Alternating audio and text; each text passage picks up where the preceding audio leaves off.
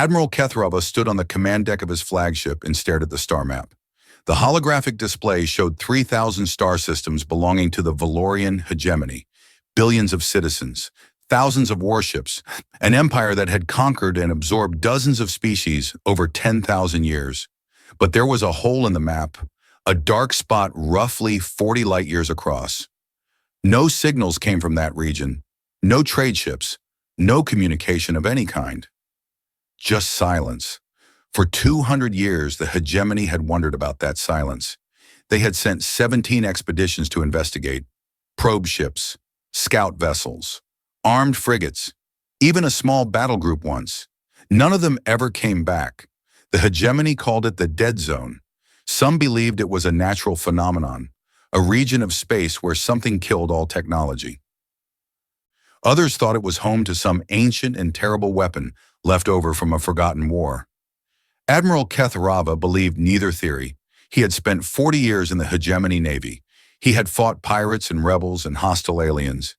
He knew that when ships disappeared, there was always a reason. And that reason usually had a face. "Admiral," his second-in-command said, "the fleet is ready." Kethrava turned from the map. His flagship, the Eternal Victory, was the most powerful warship in the hegemony. Behind it waited 11 more vessels, cruisers, destroyers, a science ship packed with the best sensors and analysts the Empire could provide. This was no ordinary expedition. This was a statement. The hegemony was done sending small groups to vanish in the dark. They were sending a fleet strong enough to handle any threat. "Take us in," the admiral said. The fleet moved forward. Stars blurred as they engaged their faster-than-light drives. The boundary of the dead zone approached on their sensors. It was not a physical barrier, just an invisible line that marked where the silence began. They crossed it. Nothing happened at first. The ships continued forward. Sensors swept the space ahead. For several minutes, everything seemed normal. Then the science ship reported something strange. "Admiral, we are detecting structures ahead. Many structures." Kethrava frowned. "What kind of structures?" "Ships, stations, orbital platforms. Thousands of them." The admiral felt his scales tighten against his skull. That was impossible. The dead zone was supposed to be empty. Every probe had shown nothing but vacant space before going silent. "Show me," he commanded. The main display shifted. What it showed made every officer on the bridge stop breathing. The space ahead was not empty. It was crowded. Ships moved between massive space stations. Orbital rings surrounded planets. Mining operations worked through asteroid fields. Cities of light glowed on the dark sides of worlds. This was not a dead zone. This was a thriving civilization. "Why did we never detect this?" Kethrava demanded. The chief science officer worked frantically at her console. "They are not broadcasting anything outward. All their communications are tightly focused. Internal beams only. Nothing leaks past their borders. From outside, this region would appear completely empty." The admiral understood immediately. This was not an accident. This was deliberate. Someone had built an entire civilization and hidden it from the rest of the galaxy.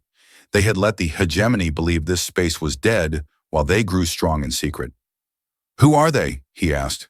"Checking our records now." The science officer paused.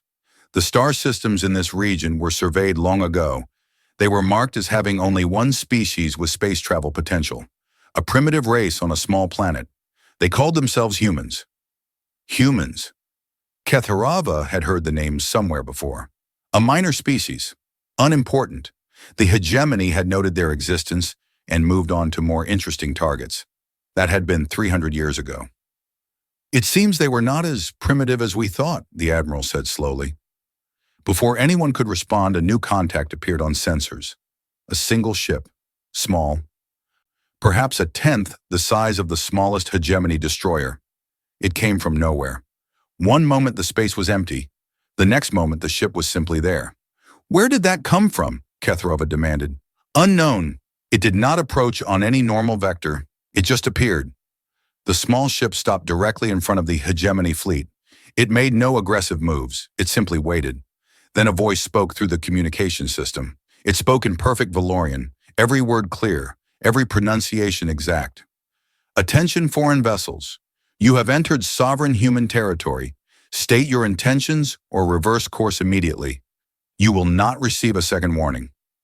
The bridge fell silent. Kethrava studied the tiny ship on his display. It showed no weapons, no shields, nothing that could threaten even his smallest escort. But it had appeared from nowhere, and it spoke his language perfectly. And somewhere behind it waited thousands of ships and stations that his empire had never detected. "This is Admiral Kethrava of the Valorian hegemony," he responded. "We are here seeking answers. 17 of our expeditions have entered this region over the past 2 centuries. None have returned. We demand to know what happened to them." The human ship did not respond immediately. Seconds passed, then a full minute. "Your expeditions were warned as you have been warned. They chose to continue forward. That choice had consequences. If you wish to avoid those consequences, leave now. This is not a negotiation." Kethrava felt anger rising in his chest. He was an admiral of the hegemony. His fleet could glass planets. His empire had crushed species far more impressive than these hidden humans. "I do not accept threats from a single ship," he said coldly. "You will provide answers, or we will take them." Another long pause. "Understood. Your choice has been recorded." The human ship vanished. It did not fly away. It did not jump to faster than light speed. It simply stopped existing in one location and was gone. Kethrava stared at the empty space where it had been. "Find that ship," he ordered. "We cannot, Admiral. There is no trail, no energy signature. It is as if it was never there." The Admiral forced himself to remain calm. Strange technology did not mean superior power. The hegemony had encountered advanced species before. They had always found ways to defeat them. "Continue forward," he commanded. "Full sensor sweep, battle formations. We will get our answers." The fleet moved deeper into human space. Hours passed. They detected more signs of civilization, colonies, shipyards, industrial stations. But no human ships approached them. The space around them remained empty. Night cycle came. The crew rotated through rest periods while the ships continued their slow advance. Kethrava retired to his quarters but could not sleep. Something about this situation felt wrong. An enemy that hid rather than fought. A civilization that grew in secret for 3 centuries. These were not the actions of a weak species. These were the actions of a patient one. An alarm pulled him from his troubled thoughts. He rushed to the command deck. "Report," he demanded. His second-in-command looked pale. "Admiral, we have lost contact with 3 ships. The Crushing Blow, the Imperial Fist, the Divine Wrath." "Lost contact? What do you mean?" "They are gone, Admiral. 20 minutes ago, they were in formation with the rest of the fleet. Now they are simply not there. No distress signals. No weapons fire detected. No explosions. They just vanished." Kethrava looked at the tactical display. Where 12 ships had been, now there were 9. 3 positions showed nothing. Not debris, not escape pods, nothing at all. "That is not possible," he whispered. "We have reviewed all sensor data. There is no record of anything approaching those ships. No record of any attack. One moment they existed, the next moment they did not." The Admiral thought of the human ship that had appeared and disappeared without explanation. He thought of the 17 expeditions that had never returned. He thought of the warning he had been given. "Your choice has been recorded." For the first time in his long career, Admiral Kethrava felt the cold touch of fear. He had brought his fleet into this space expecting to find answers. Instead, he had found something far worse. He had found a species that could make warships vanish without a trace. A species that had watched the galaxy for 300 years, while the galaxy thought they were primitive and weak. A species that did not threaten or boast or demand surrender. They simply acted, quietly, invisibly, completely. And now his fleet was 9 ships instead of 12. His crews were frightened. His sensors showed him nothing useful. Kethrava stood on his command deck and stared into the darkness of human space. Somewhere out there, something was watching, waiting, choosing when and how to strike next. He had wanted answers about what happened to the missing expeditions. Now he was beginning to understand, and that understanding filled him with dread. "All ships maintain formation," he ordered. Double the watch. Report any anomaly, no matter how small. His officers rushed to obey. But Kethrava knew in his hearts that it would not matter. Whatever was hunting them did not care about watches or formations. It took what it wanted, when it wanted. And the night was very long. The morning cycle brought no relief. Admiral Kethrava had not slept. He had spent the dark hours watching sensor displays and waiting for more of his ships to vanish. None did. But the silence was somehow worse than another attack. The fleet continued forward. They had no choice now. Turning back meant admitting defeat. The hegemony did not accept defeat. They had ruled this region of the galaxy for 10,000 years. They had broken empires and enslaved species and burned worlds that refused to submit. They would not run from shadows. "Admiral," the science officer called, "we are approaching a human colony world." Kethrava moved to study the display. The planet ahead was a gas giant, massive, beautiful, swirling with storms of orange and gold. But it was not the planet that drew his attention. It was what floated in its atmosphere. Cities, dozens of them. Vast platforms that drifted through the upper clouds like ships sailing an ocean of gas. Each one was home to millions of humans. Each one glowed with lights and activity and life. "How is that possible?" one of his officers whispered. The science officer shook her head. "The engineering required is beyond anything in our records. The gravitational forces alone should crush any structure. Yet these cities are stable. They have been there for what appears to be many decades." Kethrava said nothing. He watched the floating cities drift through alien clouds and felt something he had not experienced in years. Uncertainty. The hegemony was advanced. They had conquered the stars. They had technologies that seemed like magic to lesser species. But they could not build cities in the atmosphere of a gas giant. They could not make ships appear and disappear without a trace. They could not hide an entire civilization from the rest of the galaxy for 3 centuries. These humans had done all of these things. "Continue observation," he ordered. "Do not approach the planet." For hours, the fleet watched. They recorded everything. Ships moving between the floating cities. Smaller vessels diving into the deeper atmosphere and returning with cargo. Strange energy signatures that their sensors could not identify. Then they saw something that made every officer freeze. A human ship emerged from the clouds. It was enormous. Larger than anything in the hegemony fleet. Larger than any ship Kethrava had ever seen.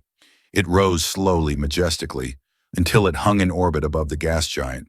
It did not acknowledge the hegemony fleet. It simply turned and accelerated away, vanishing into the depths of space within seconds. "How fast was that vessel moving?" Kethrava asked quietly. The science officer checked her readings 3 times before answering. "Approximately 40 times faster than our maximum velocity, Admiral." 40 times faster. The hegemony ships were among the fastest in known space, and these humans moved 40 times faster without any visible effort. Kethrava sat down heavily in his command chair. He was beginning to understand something terrible. The hegemony had not come here as conquerors. They had come as specimens. Interesting creatures to be studied and cataloged by a species so far beyond them that the comparison was almost meaningless. "Admiral," the communication officer said, "we are receiving a transmission. Audio only. Human origin." "Let me hear it." A voice filled the bridge. It was female. Calm. Speaking perfect Valorian once again. "Admiral Kethrava, my name is Ambassador Chen. On behalf of the United Human Territories, I would like to meet with you. I believe you have questions. I am prepared to answer them.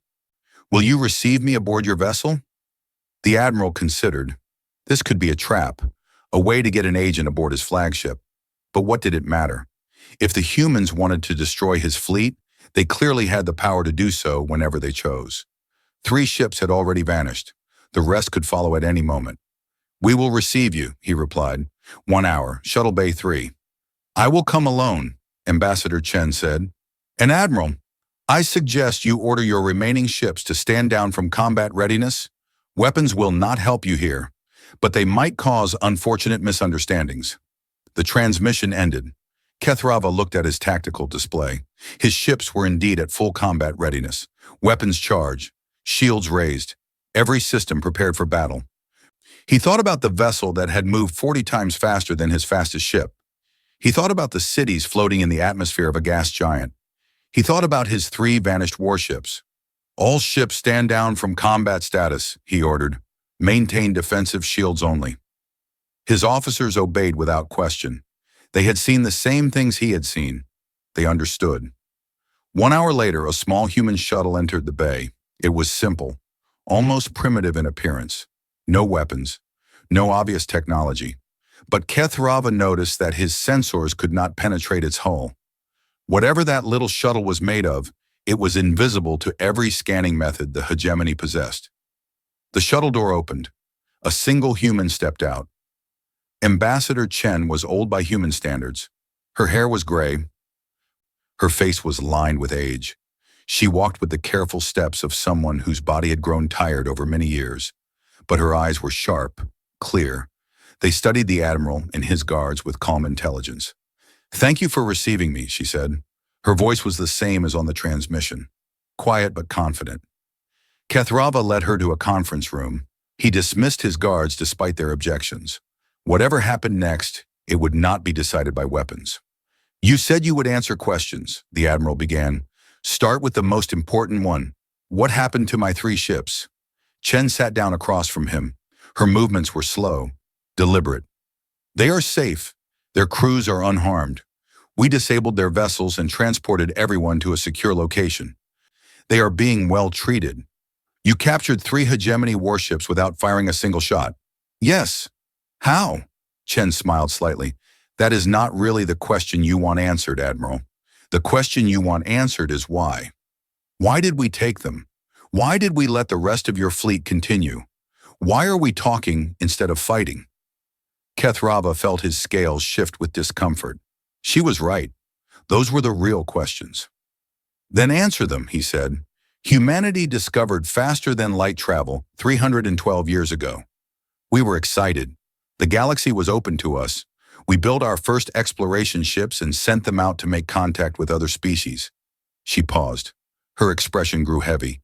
"They found the hegemony and the Crethean Empire and the Zorath Collective and a dozen other powers. Do you know what all of those civilizations had in common, Admiral?" Kethrava said nothing. He could guess. They were predators, every single one. They conquered. They consumed. They destroyed anything weaker than themselves. Our exploration ships were captured. Our crews were killed or enslaved. The few who escaped brought back a simple message. The galaxy is full of hunters, and we are prey. Chen leaned forward. So humanity made a choice. We would not announce ourselves. We would not trade or negotiate or try to find allies among the hunters. We would go silent. We would hide. And we would grow strong in the darkness while the rest of the galaxy forgot we existed. 300 years of hiding, Kethrava said slowly. 300 years of building. Yes, we developed technologies your empire has never imagined. We expanded to hundreds of worlds. We created defenses that no fleet can penetrate. And we watched. We watched you conquer and enslave and destroy. We watched your expeditions enter our space looking for new territories to claim. And you stopped them. We stopped them. Every ship that entered our territory received the same warning you received. Leave peacefully or face consequences. Most chose to continue forward. They expected to find primitive aliens who would fall before their superior firepower. Chen's eyes met his directly. They found us instead. We disabled their ships. We captured their crews. We gave each individual a choice. Return home with no memory of what you found, or stay with us forever. Some chose to forget. Others chose to stay. None were harmed either way. Kethrava struggled to process this information. The missing expeditions were not dead. They were living in human space, prisoners by choice. Why not simply destroy us, he asked. You clearly have the power. Because we remember what we were, Chen said quietly. Humanity was once a species of hunters too. We killed each other for thousands of years. We built weapons that could burn our entire world. We came so close to extinction that we lost count of how many times we nearly ended ourselves. She stood and walked to the window. Outside, stars drifted slowly past. We learned, Admiral. We learned that conquest brings only more war. We learn that empires built on blood eventually drown in it. We learn that the only sustainable path forward is one of restraint. So we do not kill unless we absolutely must. We do not conquer at all. We simply protect what is ours and wait for others to learn what we learn. And if we never learn, Chen turned back to face him, then you will eventually destroy yourselves. All hunter species do. We have watched it happen many times. We will not force evolution on anyone, but we will not let your violence touch our people either. The admiral sat in silence for a long moment. He had come to this space expecting a battle. Instead, he had found a lesson, but the lesson was not over yet. There is something else you should know, Chen said. Your empire has detected that your fleet survived crossing into our space. They are assembling a response. A war fleet of 2,000 ships. Kethrava felt his blood chill. 2,000 ships. They mean to invade. Yes, they believe we are weak because we prefer peace. They will learn otherwise. But before that happens, you must make a choice. She approached him. Her old eyes held something that might have been compassion. You can return to your people with your memories erased. You will remember nothing of what you have seen, or you can stay here. Witness what comes next. Perhaps serve as a bridge between our peoples when the fighting is over. And my crews? The same choice. Each individual decides for themselves. The admiral thought of everything he had seen, the floating cities, the impossible ships, the power that made warships vanish without a trace. He thought of the fleet coming to invade. 2,000 ships crewed by his people, sailing towards something they could not possibly understand. And he made his choice. I will stay, he said. I will witness. And if your people are willing, I will try to help when the time comes. Ambassador Chen nodded slowly. Then welcome to human space, Admiral. I suspect the next few days will change everything you believe about the galaxy. She was right about that. She was very right indeed. 3 days passed. Admiral Kethrava remained aboard his flagship, but everything had changed. Human technicians had come aboard and done something to his sensors. Now he could see what had always been hidden. Human space was not just populated, it was crowded. Ships moved in every direction. Stations orbited every planet. The empty darkness he had always seen from outside the border was an illusion created by technology so advanced that the hegemony had never even suspected it existed. His crew had been given the same choice he received. Most chose to stay and witness what came next. A few asked to have their memories erased and return home. The humans honored both choices without judgment. Those who stayed were treated as guests, not prisoners. They were given access to human broadcasts and educational materials. They learned about human history, about the wars and horrors that had shaped this species, about the long climb from savagery to something better. Kethrava spent hours studying these records. He watched humans kill each other with primitive weapons. He watched them build empires and tear them down. He watched them create weapons that could destroy their entire world and then somehow choose not to use them. The humans called this their great filter, the moment when a species either learned to control its violent nature or destroyed itself. Most species in the galaxy had never faced this test. They had developed space travel before developing weapons of total destruction. They carried their hunter instincts to the stars without ever confronting the consequences. Humanity had been forced to confront those consequences. They had stood at the edge of extinction and looked into the abyss, and they had stepped back. That was what made them different. Not their technology, not their ships, their choice. Ambassador Chen visited the Admiral regularly. She answered his questions with patience. She seemed genuinely interested in helping him understand. Your war fleet will arrive in 2 days, she told him on the third evening. 1,947 ships, the largest military force your people have assembled in 3 centuries. Kethrava felt sick. He knew what was coming. He had seen the human ships. He had watched them move and vanish and reappear. The hegemony fleet was sailing toward its own destruction. Can it be stopped? He asked. Can we communicate with them? Warn them? Chen shook her head. We have tried. They believe our warnings are tricks. They believe we are weak and afraid. Their commander has publicly stated that he will burn every human world to ash and enslave any survivors. Supreme Admiral Vector, Kethrava said quietly, He is known for his brutality. He conquered the Methian people. He ordered the destruction of their homeworld when they refused to submit. We know. We have studied all of your military leaders. We know exactly what they are capable of. And yet you do not strike first. You wait for them to come to you. Chen smiled sadly. That is who we are, Admiral. We do not start wars. We end them, but only when we must. 2 days later, the Hegemony Grand Fleet arrived at the border of human space. Kethrava watched from a human observation station that floated in the darkness between stars. The station was invisible to Hegemony sensors. He could see everything while remaining completely hidden. The fleet was magnificent. Nearly 2,000 warships arranged in perfect formation, battleships and cruisers and destroyers, carrier vessels loaded with fighters, support ships carrying supplies for a long campaign. Supreme Admiral Vector commanded from his flagship, the Eternal Dominion. It was the largest warship in the Hegemony, a vessel designed to inspire terror in anyone who saw it. Kethrava had served under Vector once. He knew the Admiral's reputation. Brilliant tactician, absolute ruthlessness, complete belief in the superiority of the Hegemony over all other species. Vector would not listen to warnings. He would not accept anything but total victory. The human response was a single station at the border. It was small, perhaps a kilometer across. Unarmed by appearance, it broadcast a message on all frequencies. Attention, Hegemony Fleet. This is your only warning. Reverse course. What follows is not war, it is education. Vector's response came immediately. His voice dripped with contempt. This is Supreme Admiral Vector of the Valorian Hegemony Grand Fleet. We do not accept warnings from inferior species. We do not negotiate with prey. Surrender your worlds immediately or be destroyed. The station did not respond. Vector gave the order to advance.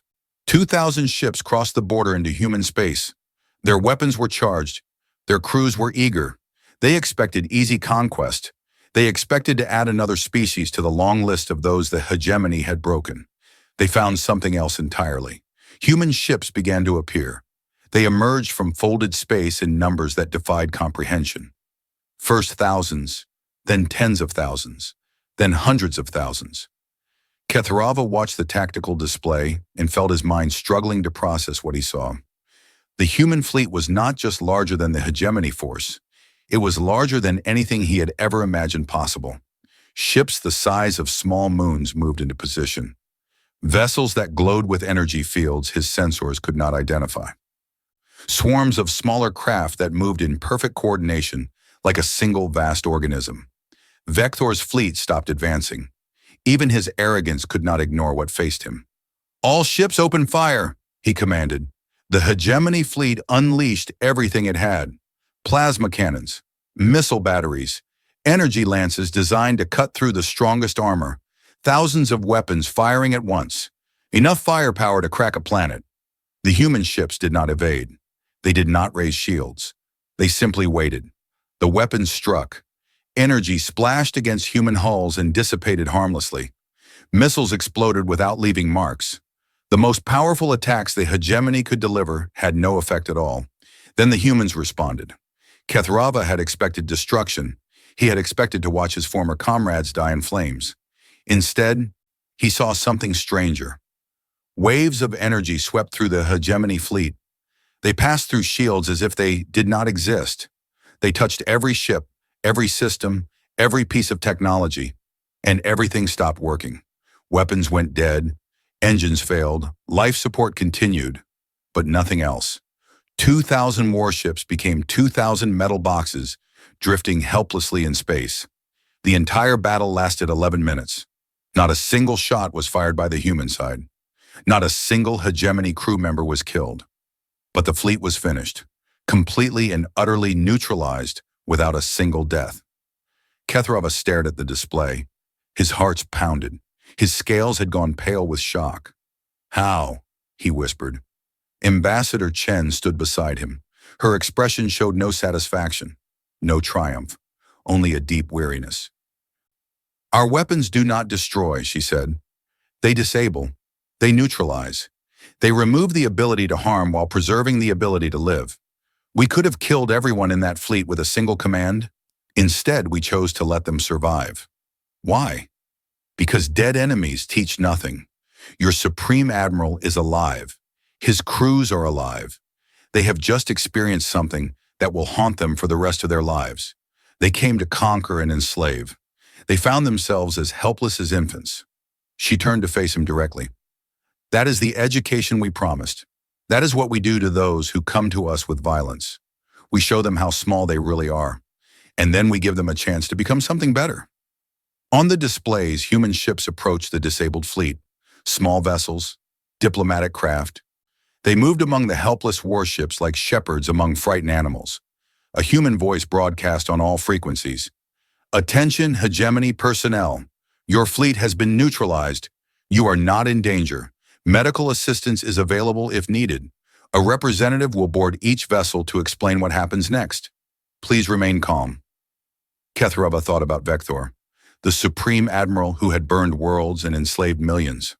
The monster who had never known defeat. Right now, Vector was sitting in a dead ship, surrounded by darkness, completely at the mercy of the species he had called prey. He wondered if Vector was learning anything from this experience. He wondered if any of them would learn. What happens now, he asked Chen. Now we talk, she said. We explain who we are and what we want. We offer them choices. Some will listen, some will not, but the conversation has to happen. And if they refuse to listen, if they come back with more ships, Chen's expression grew heavy. Then we will neutralize those ships too. And the ones after that, and the ones after that. We have been building for 3 centuries, Admiral. We can do this forever if we must. She looked out at the field of disabled warships. But we hope we will not have to. We hope that somewhere in your empire someone will understand. Someone will see that there is a better path than endless conquest. Someone will choose peace. She glanced at him. Someone like you, perhaps. Kethrava said nothing.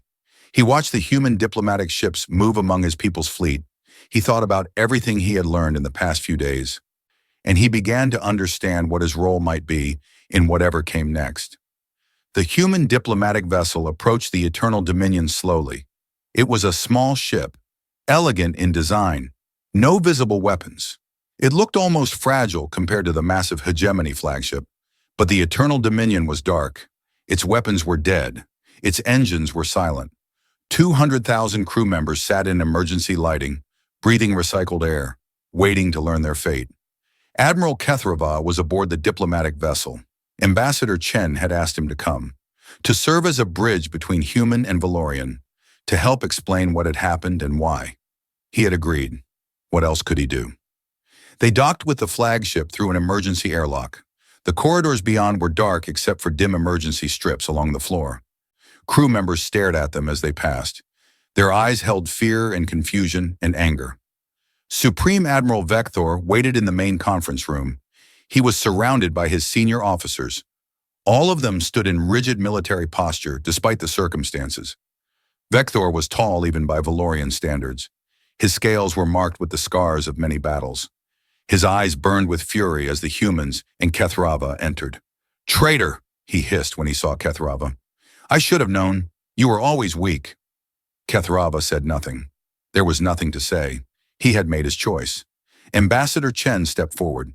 She showed no fear despite being surrounded by hostile aliens in the heart of their most powerful warship. "Supreme Admiral Vector, my name is Ambassador Chen. I represent the United Human Territories. I am here to discuss what happens next." Vector laughed. It was a harsh sound full of contempt. "What happens next is simple. You will restore power to my ships. You will surrender your worlds. And if you are very cooperative, I might let some of your species survive as slaves." Chen's expression did not change. "That is not going to happen. You dare threaten me? I have destroyed entire civilizations. I have burned worlds that defied me. You are nothing. Your species is nothing. And yet your fleet is dead in space. Your weapons do not work. Your engines are silent. You are breathing because we choose to let you breathe." Chen spoke calmly, almost gently. "The time for threats is over, Admiral. It ended 11 minutes ago when we demonstrated exactly how powerless you are against us." Vector's scales flushed dark with rage. His officers shifted nervously. Some of them were beginning to understand the situation, even if their leader refused to accept it. "What do you want?" one of the officers asked. Chen turned to address him. "We want peace. We have always wanted peace. Your empire has spent 10,000 years conquering and enslaving other species. We have spent 300 years hoping you would stop. You did not stop. So now we must have a different conversation." She gestured, and a holographic display appeared in the center of the room. It showed a map of hegemony space, 3,000 star systems, billions of citizens, thousands of worlds. Your empire is built on violence. You take what you want by force. You enslave those who resist. You destroy those who fight back. This system has worked for you for a very long time. The display shifted. Now it showed human space, hundreds of star systems, massive fleet formations, industrial capacity that dwarfed the hegemony by orders of magnitude. But it will not work anymore. We are stronger than you. We are more advanced than you. We could destroy your entire civilization in a matter of weeks if we chose to. Every world, every station, every ship. We could end the hegemony, and there is nothing you could do to stop us. Vector said nothing. His fury had faded into something else, something that might have been the beginning of fear. "We will not do that," Chen continued. "We do not want to rule you. We do not want to enslave you. We do not even want to punish you for the suffering you have caused other species over the millennia." "Then what do you want?" Vector demanded. "We want you to change." The room fell silent. The hegemony officers looked at each other in confusion. Chen explained, "Your empire has subject species, races you conquered and enslaved. We want them freed. Your military exists to conquer new territories. We want that expansion to stop. Your economy depends on resources taken by force. We want fair trade instead." "You ask us to destroy ourselves," Vector said. "No. We ask you to become something better, something sustainable. Your current path leads only to endless war and eventual destruction. We are offering you a different path. And if we refuse, then we will send your fleet home. We will restore power to your ships and let you return to your space. But we will seal the border. No hegemony vessel will ever enter human space again, and we will begin supporting the species you have enslaved. We will give them weapons and technology and training. Your subject peoples will rise up. Your empire will burn from within." Chen paused to let this sink in. "You can change willingly, or you can be forced to change by the consequences of your own brutality. The choice is yours, but you will change. That is not negotiable." One of Vector's officers spoke up. "How do we know you will keep your word? You could destroy us the moment we lower our guard." "You do not know," Chen admitted. "Trust must be built over time. But consider this. We have had the power to destroy you for 2 centuries. We have known about your empire since we first entered space. If we wanted you dead, you would already be dead." She looked at each of them in turn. "We stayed our hand because we hoped you would evolve on your own. You did not. So now we must have this conversation instead. But our goal has never been your destruction, only your transformation." Ketharava stepped forward. He had been silent until now, but he felt the need to speak. "I have spent a week in human space," and he said. "I have seen their cities and their ships. I have studied their history. They are telling the truth.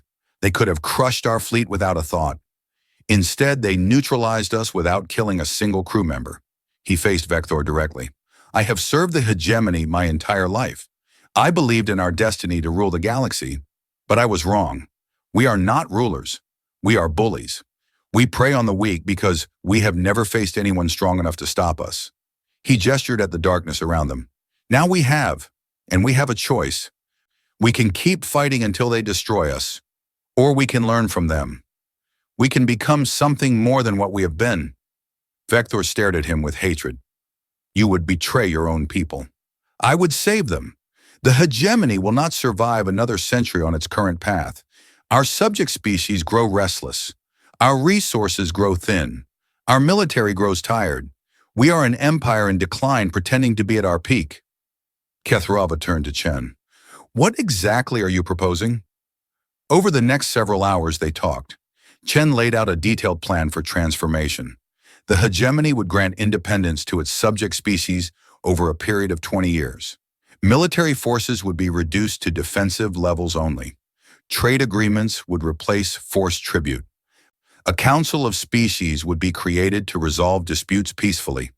In exchange, humanity would share technology, medical advances that could extend lifespans, agricultural methods that could feed billions, clean energy sources that could power civilizations without destroying environments. It was not conquest, it was partnership, but it required the hegemony to admit that their way had been wrong. Vector resisted. He argued and threatened and raged, but his officers were listening. Some of them were beginning to see possibilities instead of defeat. When the discussion finally ended, no agreement had been reached, but seeds had been planted. Chen rose to leave. Think about what we have discussed. Talk among yourselves. We will restore basic power to your ships so you can communicate with your government. In 1 week, we will meet again. She paused at the door. Your civilization stands at a crossroads, Supreme Admiral. One path leads to slow decay and eventual destruction. The other leads somewhere new, somewhere better. The choice is yours. The humans departed. Kethrava remained behind for a moment. Whatever you think of me, he told Vector, consider the facts. We came here with 12 ships and lost 3 without ever seeing our enemy. They neutralized 2,000 ships in 11 minutes without a single death. This is not a war we can win. It is not even a war we can fight. He walked toward the airlock. They are offering us a future. It may not be the future we wanted, but it is better than the one we face if we refuse. He left Vector standing in the darkness of his powerless flagship. The Supreme Admiral had come to conquer an empire. Instead, he had discovered how small his empire really was. Whether he would learn from that discovery remained to be seen. 3 years had passed since the day the Hegemony Grand Fleet sailed home in defeat. Admiral Kethrava stood on a balcony overlooking the capital city of Valoria Prime. The view had not changed much. The same towers reached toward the sky. The same transport ships moved through the air. The same crowds filled the streets below. But everything else had changed. The hegemony had accepted humanity's terms. Not immediately, not easily. There had been months of debate and argument and political chaos. Vector had returned home demanding another invasion fleet. He had called for total war against the humans regardless of the cost. The government had listened to his report. They had studied the sensor data from the battle. They had seen 2,000 ships neutralized in 11 minutes without a single human casualty, and they had chosen a different path. Vector was retired from military service. Some called it a disgrace. Others called it wisdom. The Supreme Admiral, who had burned worlds and enslaved millions, spent his final years in quiet isolation, unable to accept a galaxy where his kind of power no longer mattered. The hegemony began the slow process of transformation. It was painful, difficult. Many citizens resisted. They had been raised to believe in their own superiority. The idea that they should treat other species as equals was offensive to everything they knew. But the changes came anyway. Subject species were granted independence one by one. Military forces were reduced and restructured. Trade agreements replaced forced tribute. And something unexpected happened. The hegemony became stronger. Free species made better trading partners than enslaved ones. Voluntary cooperation produced better results than forced labor. Innovation flourished when people were allowed to think and create without fear. The empire that had spent 10,000 years conquering began to discover the benefits of partnership. Kethrava had become an ambassador. He traveled between hegemony space and human territory, helping to build bridges between 2 civilizations that had nearly gone to war. It was difficult work. Suspicion ran deep on both sides, but progress was being made. Today he was meeting with Ambassador Chen one final time. She had announced her retirement. After 50 years of diplomatic service, she was ready to rest. They met in a garden on a human station near the border. The station floated in the darkness between stars, invisible to anyone who did not know where to look. Plants from 100 worlds grew in carefully maintained environments. Water flowed through artificial streams. Birds from Earth sang in the branches of trees that had never known natural sunlight. Chen looked older than when they had first met. Her movements were slower. Her hair had gone completely white, but her eyes still held the same sharp intelligence. "You look well," she told him. "The diplomatic life agrees with you?" "Better than the military life," Kethrova admitted. "I spent 40 years preparing for wars. Now I spend my time preventing them. It is more satisfying." They walked slowly through the garden. Around them, the station hummed with quiet activity. Humans and aliens moved past on various errands. No one paid special attention to the old ambassador and her visitor. "I have a question I have wanted to ask for 3 years," Kethrova said. "May I?" "Of course. Why did humanity not simply conquer us? You had the power. You still have the power. You could rule the galaxy 100 times over. Instead, you hide in your silent zone and wait for others to come to you. Why?" Chen was quiet for a long moment. They walked past a grove of trees that released a sweet fragrance into the recycled air. "Because we tried that," she said finally, "on our own world, with our own people. Empire after empire, conqueror after conqueror. We spent thousands of years believing that power meant dominion over others." She stopped beside a small pond. Fish from Earth swam in the clear water. Their scales caught the artificial light and sparkled like jewels. "We learned that conquest brings only more war. Every empire we built eventually fell. Every victory planted the seeds of the next defeat. Our greatest leaders died knowing that everything they built would crumble after they were gone." She turned to face him.